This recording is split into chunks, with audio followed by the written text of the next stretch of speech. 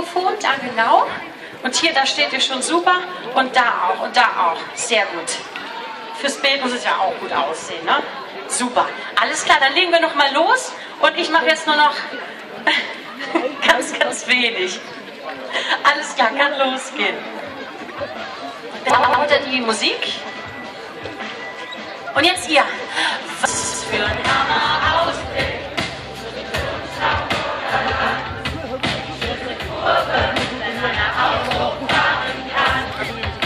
Super.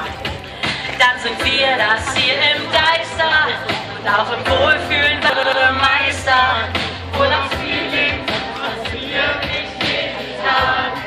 Und schön laut, was sind wir hier sportlich? 1000 Menschen, 300 Leute im Sportverein.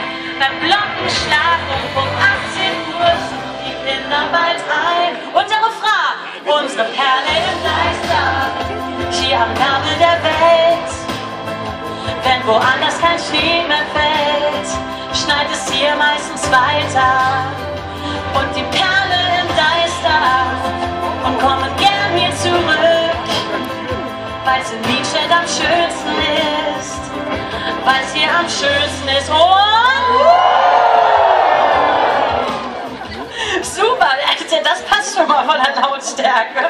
Klasse. Und gerne jetzt noch mal ein bisschen mehr geben. Wir halten es immer wie Westernhagen. Es muss nicht schön sein, aber geil und laut, damit auch alle Bescheid wissen, wie cool es hier wirklich ist in Niedstedt am Deister.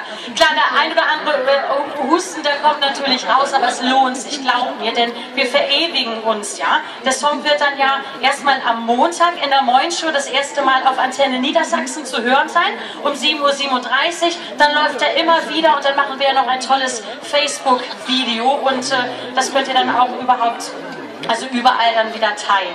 So, wir müssen tatsächlich noch 1, 2, 3 Mal, aber das kriegt ihr hin. Ja, ich sehe schon, das schafft ihr. So, ein bisschen singe ich noch mit und versuche das so ein bisschen zu führen. Ja, auch das Knallen, das passt. Gerne nochmal anmachen. Mal ein bisschen lauter für den Einsatz. Und was für ein Hammer-Ausblick zum Sündel- und Schaumburger Land. Die schönste Kurve, wenn einer Auto fahren kann.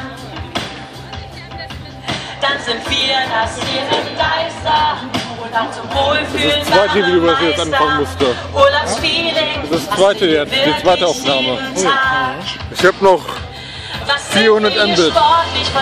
Ist nicht viel. Sind 300 Leute im Sportverein. Auf meine PS Vita habe ich mehr Speicher.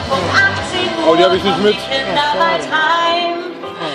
Das müsste ich kurz einer hochfahren, dann könnte ich teilweise stundenlang mit aufnehmen.